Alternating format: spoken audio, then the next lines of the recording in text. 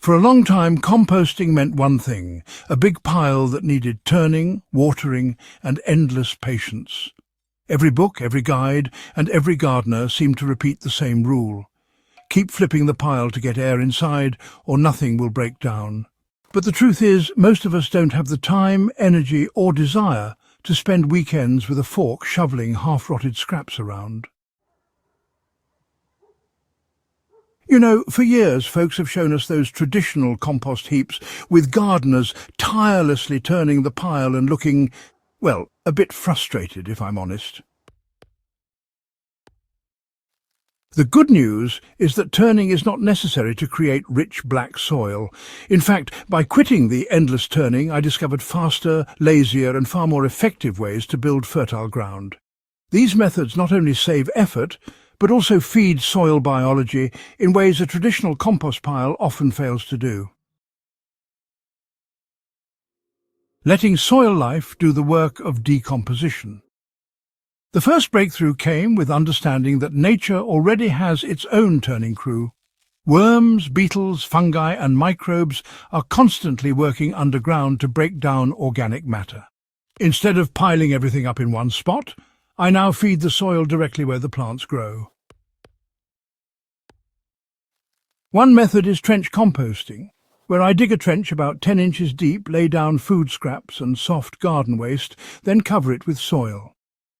The buried material never needs to be flipped because the soil organisms take over immediately. In about 6 to 8 weeks, the trench has transformed into dark, crumbly humus.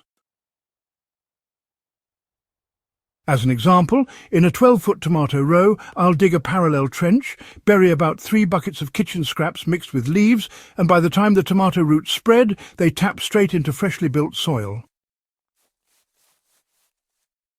Another practice that completely replaced my compost pile is sheet mulching. Instead of stacking materials in a bin, I lay them directly over the garden in alternating layers. So I start with a base layer of cardboard or thick newspaper, and then I add a layer of green material like fresh clippings or food scraps, followed by 2 layers of brown, carbon-rich material such as straw, dried leaves, or even shredded paper. I just keep repeating that pattern until I've built up a mulch layer that's about 6 to 8 inches deep. Rain and soil moisture gradually pull these layers down, while worms, well, they chew through the bottom. Within a single season, the bed underneath becomes soft, dark, and absolutely filled with worm tunnels. To keep it balanced, I stick to a 2-to-1 ratio, 2 layers of browns for every 1 layer of greens. This prevents excess nitrogen from turning slimy and, ensures the breakdown stays aerobic and healthy. The real beauty is that I never touch a pitchfork. The entire process happens right there in place, and the soil benefits straight away from the protection against sun, erosion and weeds. Turning scraps into slurries, well, it really accelerates black soil building. Sometimes, instead of letting scraps slowly break down, I process them into liquid or slurry form to give soil microbes an immediate feast. What I usually do is take soft kitchen waste like banana peels, melon rinds, or even wilted greens, blend them with water, and pour the slurry directly around plants or into garden trenches. This method bypasses the pile entirely, and honestly, it speeds up decomposition since the scraps are already broken down to a near liquid state. A ratio that works well is 1 part food scraps to 3 parts water. For example, blending 1 bucket of chopped fruit waste with 3 buckets of water creates a nutrient slurry that can be poured into the soil and covered with mulch. The most effective method that convinced me to quit turning piles altogether is setting up worm feeding stations directly in the beds. I sink a bottomless bucket or a short length of pipe into the soil, leaving the top exposed.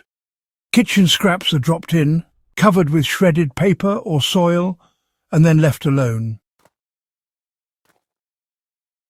Worms crawl in and out freely, eating the waste and leaving their castings in the surrounding soil.